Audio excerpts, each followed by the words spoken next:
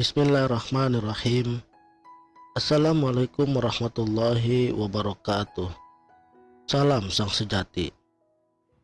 Salah satu yang harus dikenali di dalam memahami ilmu mengenal Allah adalah memahami af'al atau kehendak Allah Subhanahu wa taala yang maha mutlak.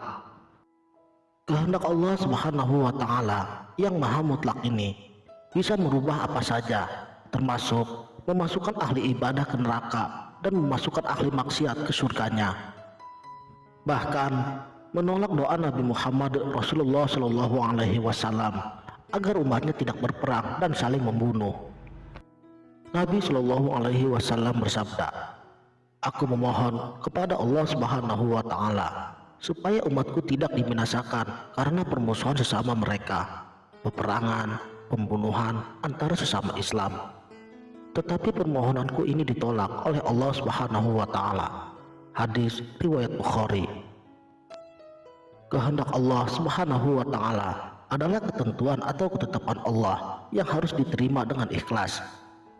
Berkata Abu Hurairah radhiyallahu an bahwasanya Rasulullah Shallallahu alaihi wasallam bersabda, "Tanda pengenalan hamba-hambaku di hatinya terhadapku ialah dengan menyangka baik terhadap qadarku.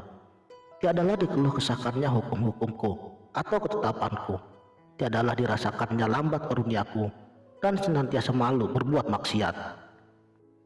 Ilmu makrifatullah atau ilmu mengenal Allah, jika disederhanakan, bertujuan hanya agar manusia menjadi cerdas, baik dalam pola pikir logika maupun secara kerohanian. Bisa membedakan mana yang disebut Tuhan yang Maha Esa dan mana yang disebut Ruh Suci atau Ruh Kudus. Bisa membedakan mana yang disebut Tuhan yang Maha Esa dan mana yang disebut nama-nama Tuhan yang Maha Esa. Dan bisa membedakan mana yang disebut Tuhan yang Maha Esa sebagai aku dan mana yang disebut aku sebagai hamba. Manusia yang tidak memahami uraian tersebut, inilah yang disebut seperti binatang ternak.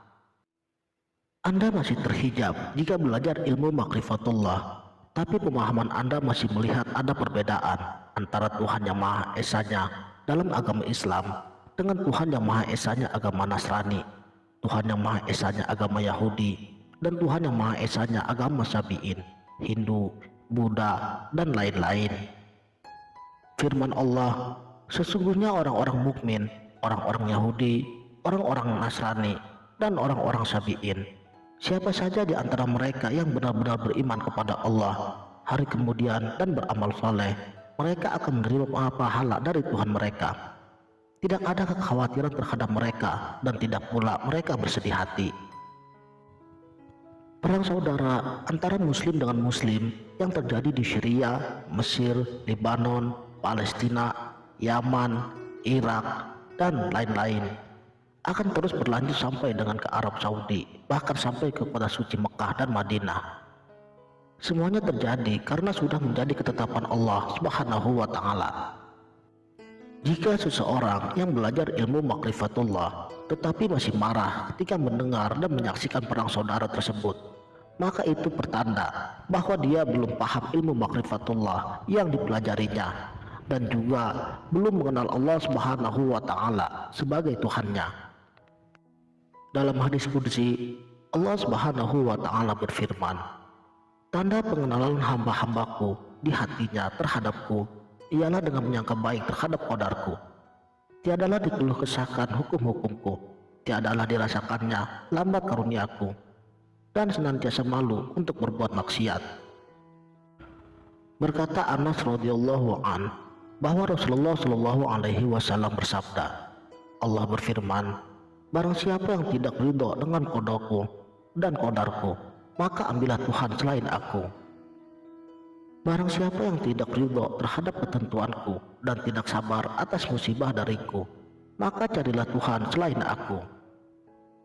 Itu sebabnya ikhlas adalah pencapaian tertinggi dalam bermakrifat. Wallahu a'lamu bishawab. Sekianlah, semoga bermanfaat. Wassalamualaikum warahmatullahi wabarakatuh.